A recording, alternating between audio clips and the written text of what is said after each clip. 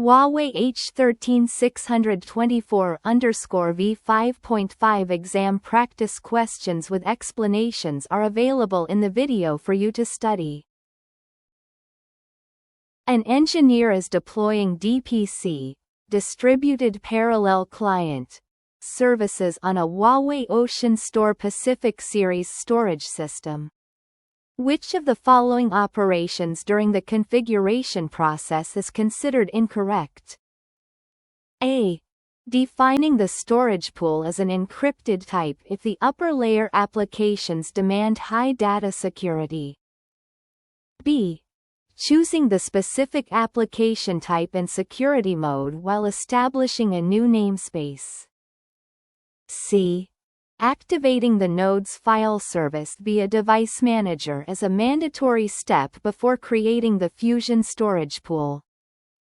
D. Terminating the LID pad service using the command system ctl stop LID pad service when the backend utilizes ROS networking. The answer is C. In the deployment workflow for Huawei Ocean Store Pacific Series, the Fusion storage pool must be created before the file services of individual nodes can be enabled. The file service depends on the underlying storage resources provided by the pool, so attempting to enable it beforehand is logically and procedurally incorrect. Option A is a valid security configuration for sensitive data environments. Option B reflects standard namespace creation parameters. Option D is a legitimate administrative action for ROS-based storage networks to ensure proper service isolation or troubleshooting. When designing a storage network for a distributed system, an administrator needs to plan switch configurations. Which statement regarding these requirements is inaccurate? A. If the control network currently resides within a single subnet but future expansion across subnets is planned, configuring a gateway is not required. B. VLAN and flow control settings are mandatory when the ROS RDMA over Converged Ethernet transmission protocol is employed. C. Subnet management must be enabled if the system utilizes InfiniBand (IB) for data transmission. D. Assigning a unique IP address to the management network port of each switch is a standard requirement for remote administration. The answer is A. For any network environment that intends to expand across multiple subnets, even if currently confined to one, a gateway must be clearly defined to ensure routing capabilities are available when the expansion occurs. Without a gateway, nodes in different subnets would be unable to communicate, leading to service disruption during scaling. ROS networking, option B, strictly requires priority flow control, PFC, and VLANs to maintain a lossless environment. InfiniBand, option C, relies on a subnet manager to discover and configure the fabric. Management IP configuration, option D, is essential for any managed switch deployment. Which of the following describes a functional characteristic of the Hyper Detect feature on a Huawei Ocean Store Dorado system incorrectly? A. It identifies known ransomware by scanning for specific file extensions and matching ransom-related email patterns. B. It provides a mechanism to actively block ransomware files by manually importing and updating a database of malicious extensions. C. It utilizes machine learning algorithms to perform deep analysis on snapshots that have been flagged as suspicious due to abnormal data changes. D. It performs real-time monitoring by detecting irregular I/O patterns and identifying potential damage at the block device level. The answer is B. While HyperDetect is an advanced security feature, it primarily focuses on the detection and analysis of ransomware behavior rather than acting as a simple manual extension blocking firewall. The feature automates the detection process through I/O behavior analysis and machine learning. Option A correctly identifies how it handles known signatures. Option C describes the deep detection phase where ML is applied to historical snapshot changes. Option D refers to the real-time detection capability that monitors for encryption like I/O surges. The incorrect statement suggests a purely manual list-based blocking approach which undermines the intelligent nature of the feature. In the functional architecture of a Huawei backup appliance, which component is primarily responsible for providing global search capabilities and data masking, desensitization? A. Protect Manager. B. Data Protection Layer. C. Data Enable Engine. D. Backup Agents. The answer is C. The Data Enable Engine is the specific architectural module in Huawei's backup solutions designed for data value extraction and governance. It provides advanced functions like global metadata retrieval, which allows administrators to find specific files across large backup sets, and data desensitization, which ensures sensitive data is masked for testing or compliance. Protect Manager, Option A, is typically the data movement engine for backup and recovery. The Data Protection Layer, Option B, handles the fundamental storage and protocol logic. Backup Agents, Option D, are software components installed on clients to facilitate data extraction. A storage administrator wants to implement a load balancing policy using Smart Equalizer that directs incoming client requests to the node with the fewest active file service sessions. Which policy should be selected? A. CPU Utilization Policy. B. Node Connection Count Policy. C. Throughput-Based Policy. D. Space Retention Rate Policy. The answer is B. To achieve load balancing based on the number of active sessions, the administrator must configure the Node Connection Count policy.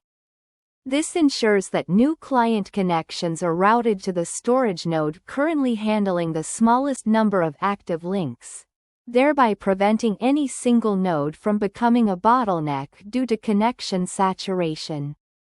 CPU usage, Option A, focuses on processing load rather than connection count. Throughput, Option C, measures data volume, which might not correlate directly with the number of connections. Space retention, Option D, is related to capacity management, not real-time traffic distribution.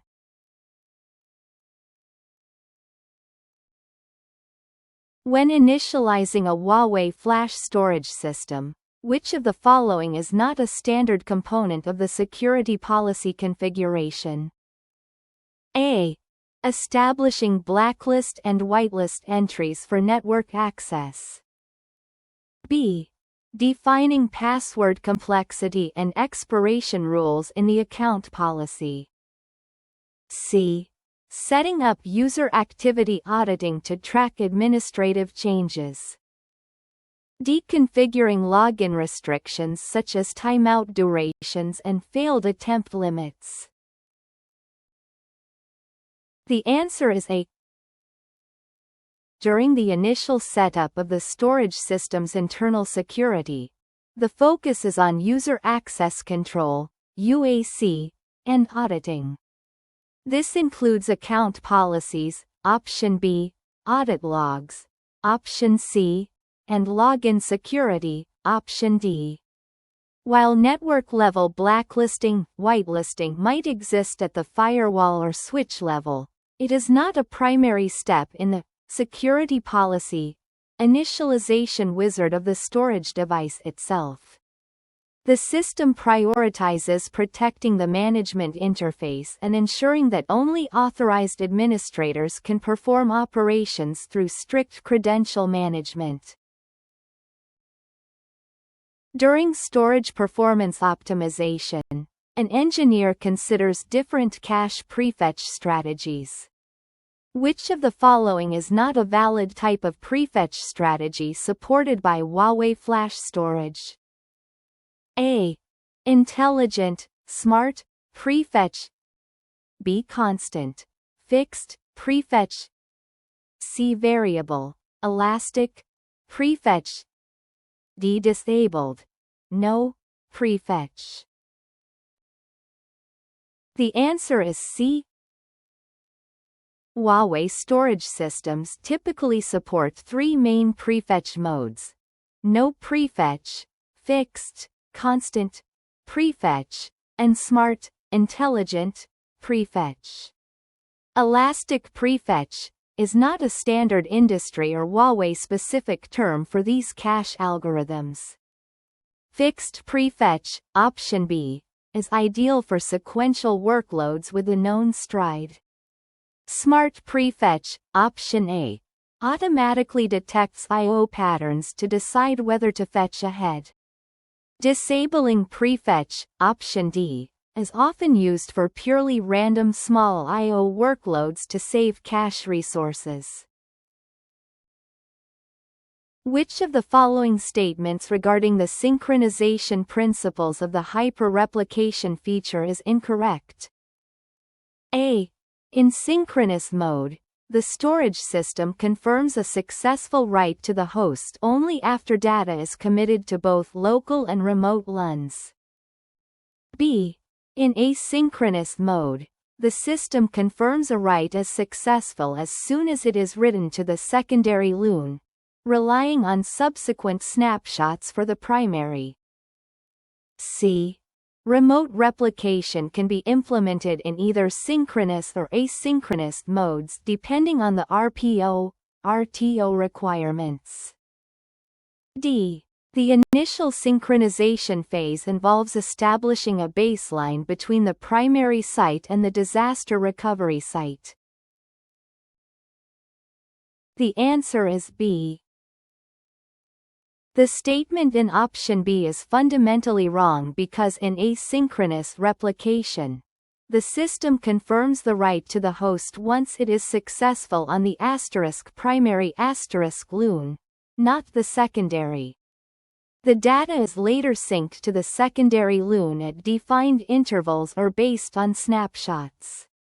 Confirming only after writing to the secondary LUN is the hallmark of synchronous replication, option A.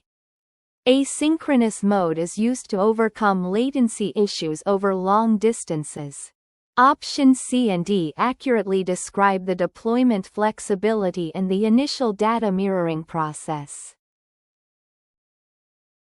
In a Linux environment, which command is most commonly used by engineers to monitor and analyze disk I/O latency for troubleshooting storage performance? A. *IOSTAT B. *VMSTAT C. *SAR D. *TOP The answer is A. The *IOSTAT command is the primary tool for monitoring system input/output device loading. It provides detailed metrics including await, average time for I/O requests to be served, SVCTM, average service time, and %util, utilization percentage. While *VMSTAT option B provides virtual memory and process stats, and *SAR Option C. Collects historical data. IOStat is the most direct tool for real-time latency analysis. Option D. Is used for CPU and process management and does not provide specific disk latency per device. According to RAID 2.0 Plus technology, when a background data reconstruction occurs following a disk failure, what is the relationship between the surviving data blocks and the destination for reconstructed blocks? A. 1-to-1, B. 1-to-many, C. many-to-one, D. many-to-many. The answer is D. RAID 2.0 Plus utilizes a virtualized chunk-based architecture rather than physical disk-based RAID. When a disk fails, the data chunks, CKs, that were on that disk are reconstructed using parity from multiple other disks in the pool. These new chunks are then distributed across all remaining healthy disks in the pool. This results in a many-to-many relationship where many disks provide the source data and many disks receive the reconstructed data simultaneously. This significantly increases reconstruction speed compared to traditional RAID, where a single spare disk often becomes a write bottleneck.